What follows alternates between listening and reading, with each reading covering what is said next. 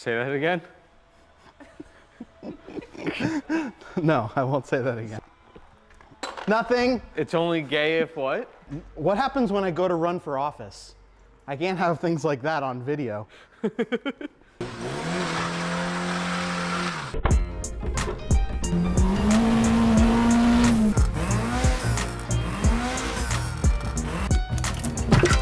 Who's there? Connecting rod. That's good.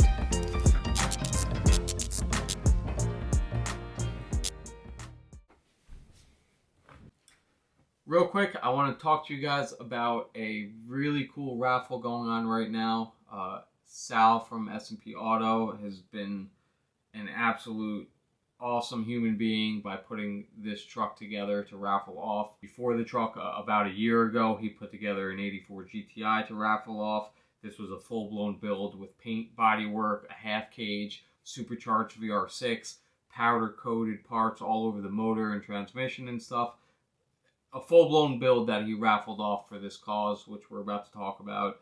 Absolutely stunning effort on his end to put this together, and he did it kind of quietly. It wasn't until the car was really ready that he released any kind of real information on it. So needless to say, Sal's put in some serious hours into both of these builds now, and it's awesome that we have the opportunity to throw a couple bucks at a good cause, and that cause is Grayson's Ladder. And it's a charity put together to mainly focus on Alexander's disease, which is a brain disease that there are fewer than 100 cases in the world. So it's a very rare disease. Needless to say, there's no real cure for it, and the small effort that there is going for it could obviously use any bit of money that we can all spare. So if by chance you don't get to jump in on this raffle, maybe you guys could throw a couple bucks at it. The main person in question is Grayson Ledbetter. He's a 5-year-old suffering with this disease, and he's the main driving factor behind this charity, this raffle,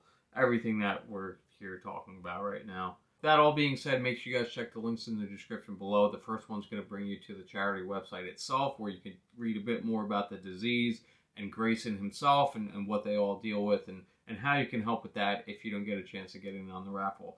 Below that, you're going to see links for the old Raffle GTI and then the current Raffle truck that S&P put together. The truck itself is pretty awesome. It's a yellow early Westy pickup. It's got an 07K 5-cylinder swap using S&P Auto's kit, obviously. It's got a little bit of character to it, but also plenty of cool parts attached to it. Obviously, it's got the 07K 5-cylinder that looks pretty clean itself. Then you've got the ladder rack, which is also cool, sitting on Ronal turbos, however you want to pronounce them. Ronal turbo wheels. It's got a really sweet Recaro interior. And then last but not least, it's got a very clean bed, which is hard to find nowadays, but clean bed with wood slats. I think S&P offers those too now. Very cool truck, well put together. Probably one of the best swaps you could do nowadays. The 07K is the new ABA. So that's the first place prize. Second place prize is a 07K swap kit from S&P, and third place prize is a $250 gift card to S&P Auto. So you have 3 different chances to win something pretty awesome. If not, you're at least helping a cause. Even if you don't win, us all together pitching in can really make a huge difference in this young kid's life and all the other people suffering from this disease. 20 bucks will get you 1 ticket, 100 bucks will get you 7, and there's a few options in between that, or you can buy as many tickets as you want.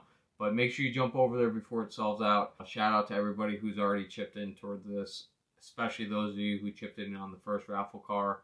I didn't even get a chance to get in on that. Just wanted to take a moment and tell you guys about this because, to be honest, Sal doesn't put enough effort into promoting these raffles. You know, I feel like he could sell a lot more tickets if more people knew about it. But let's face it, he's probably too busy working on these raffle cars while he's already trying to run a business, while he's trying to build other people's cars on top of it all. So that's that. Let's get back to the video. What's going on with this thing? This is a Volkswagen. I put this engine in it. It runs on gasoline. You gave this to me with no engine and transmission. So I bought a Mark III for $500 that was rotten, but it ran and drove. So I... You you broke even on it too, right? Yeah, I sold the catalytic converter out of it for $550. So I made $50, and the guy delivered it and everything. So, Guys, people always talk about what the best engine is, the best engine swap. When you're crafty like that and can go and buy a crusty Mark III and make money off it, that's what makes the ABA probably the best swap for a Mark I. It's not the most exhilarating. well, it's going to be infinitely faster than no engine at all. So. Yes, and you've made money off of it already. Yep. And you sold the hatch and mid-wing and shit. Yeah. Yeah. Alex needed the glass out of the hatch, so I sold them the whole hatch. That's just a generic Amazon one. I don't know what it's actually for, because it doesn't seem to fit that well. Went to put it in the factory holes, and it's like not wide enough. So there was an extra hole down here, so I drilled another hole. And I'm just gonna shove it underneath the core support there. Yeah. It'll be good enough. It's gonna work. It was Stupid cheap. $170 with the fans. It was like I could get a factory one for like $100, or I could get that, and it's aluminum. I figured if I had to like mess with anything and cut the flanges off and stuff, it's all aluminum, so I could do whatever I need to. So Cool. but yeah, I got to get like the harness tucked away a little better, because it's like very much in danger of touching. It's a couple radiator hoses and shift linkage adjustment away from driving. So yeah, I mean, it looks like it's torn apart because I have every tool from my toolbox laid on top of it right now. This all comes with his harness? Yeah, his harness just plugs in right there. Yeah, that's and awesome. then it just gives you like a couple, these are just the sensor wires. So I just have to find which wire is which here and then hook it up to that. And it should have a couple gauges. I bought their Speedo cable also, so I gotta hook that up. Now you started to do the stock harness yourself, right? Yeah, I started tearing it apart, and I was like, I still might use it if I like turbo it, I might just do standalone, but it's probably still easier to just modify this harness than to start from scratch again. Yeah. So the S&P harness, you would say, is worth it. Oh, absolutely. Yeah, yeah. And you're somebody who's fairly comfortable with wiring and stuff. Well, because, yeah, I did, I reworked a factory harness on my dad's LS swap C10, and it, like, wasn't that hard, but it's a lot better documented. Like, somebody made a nice website that has a nice spreadsheet that says, like, here's the wires you actually need to do something And with. breaks it down for people who are not exactly as comfortable. Here's like year by year the differences. People will just post up like the wiring schematics for the Mark III stuff and be like, hey, you need this wire. Yeah, I mean, well, where the fuck is this wire? I bought a Bentley to look through it, and it's just like, I mean, I could go through and I could make that spreadsheet to make it easier, but like, I don't know. They posted up that he had some of these in stock. I was just like, okay, I'm doing that. Save myself a little effort. There's so many other things to have to worry about on this. Damn, Solo works. The new calipers. Yeah, I should have painted them before I put them on. Yeah, paint the rotors, right? Yeah, paint the rotors. The whole rotor. Yeah, red to match the car. Yeah. Do you remember that on the Vortex? Did you ever see that? What? No. Somebody painted the whole thing red. Oh. I don't know. But yeah, I put a fuel pump in it. I just put like a inline shitty filter up there. So you've had to do brake lines, brakes, engine, motor. The motor. Did not even do anything to this engine. I literally dropped it out of the Mark III. I didn't even change a clutch. I didn't do anything. It's like... Original timing belt from 1937. Correct. I bought a timing belt kit, but then I was like, fuck it. It's not I broke all the bolts that hold the two halves of the water pump together. So I was like, cool, now I'm buying a whole water pump instead. Yeah, that's usually what happens. Like, I don't even bother trying to split the housing anymore. Yeah, I didn't know that's what I got. And then I opened the box, I'm like, oh, half a water pump. Cool. Which works if you know your car's current Right, if condition. It's been changed ever. Yeah, if you've already had hands on it, then you can get away with that. But unfortunately, half the time it snaps bolts. See if I kicked any of the wires loose.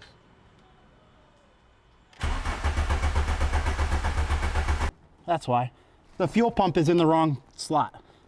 I kicked the wire out before, and I must have Just shoved it back in wherever. Yeah.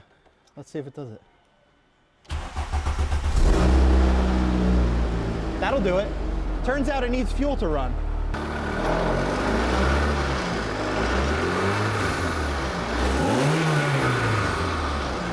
Yeah. Cool. That's actually running pretty damn good. a lot more stable than it was.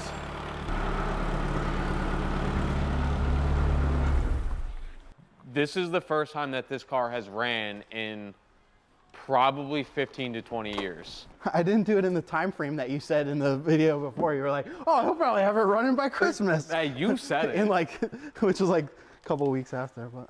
You said it. No, you also had 5 other things pop up. Yeah. Immediately after. You're like, yeah, I don't have anything else going on. Yep. Oh, here's that. What was that other car you had to fuck with? The Is that the Maverick? Yeah, the Maverick. Yeah, Maverick. Maverick dumped in your lap. Yo, I gotta hook up this hose. So what time frame do you think before it's on the road for a shakedown run? Probably this week. The coilovers are in, the brakes are working. We gotta look at the shifter. I gotta hook up the coolant hoses. Hopefully it has a functioning non-leaking heater core. Over hoses from... That heater core is gonna blow its brains out. Yeah? It's gonna. Why? How long has it been sitting in there? You think it's gonna... A car like this, somebody probably threw water in it at some point. I bet you there's just water sitting in it. I know I'm gonna put water in it. You're like, yes, that somebody is me. I probably won't have this in the winter. You know, like who knows? I already had one friend stop by. He's just like, oh man, How much? I kind of like that. I'm like, let me finish it and drive it first. How much would you sell it for if you were to?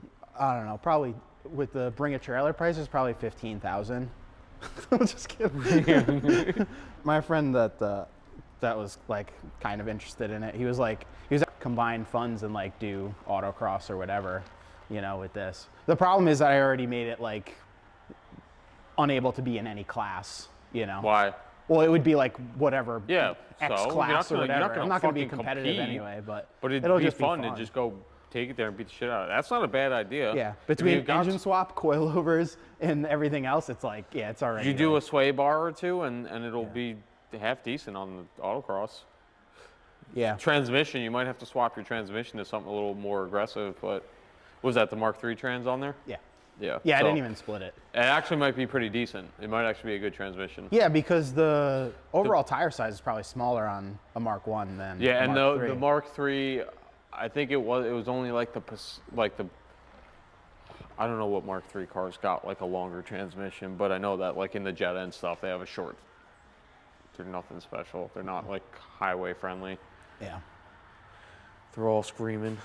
Depending how this all turns out, and if I can make the interior not smell so terrible, like I might like daily drive this a little bit, you know? It's gonna be a daily drivable car and one that you don't have to worry about because it's not pristine. Because I still get people every once in a while asking about the HHR. I'm like, if that thing sells, I'm like, I'm gonna need something to drive into the city once in a while. My other option is the 10 mile per gallon four-wheel drive. What do you mean? You gotta take the race truck to work. I probably could. That probably wouldn't be as bad, actually. Gotta take the race truck to work. That might do double-digit miles per gallon if I keep my foot out of it. If I put it on. It might actually get close to 20 miles to the gallon. I bet you it would. We're gonna check the shift linkage. He's having a problem with getting it into gear. And that's pretty much it. Figure you guys would like to see an update on how this thing is doing. Matt's done a much better job than I ever did. You did more in like 6 months than I did in like 3 years with it. That's kind of what I do. I just get sick of things. This thing was sitting in here and it was in my way the entire time. And I was just getting madder and madder. And I was like, all right. Like, I think very soon after I got it from you, I put the motor in, but I didn't have anything hooked up. Like right. I just hung the motor in there and it just sat in the center of the shop. So then I was like, oh man, I got to get this thing out of here. And I'd rather it drive out of here. Yeah, you know? so at least you're not pushing it in and out. Yeah, it's not a good driveway for pushing cars. No.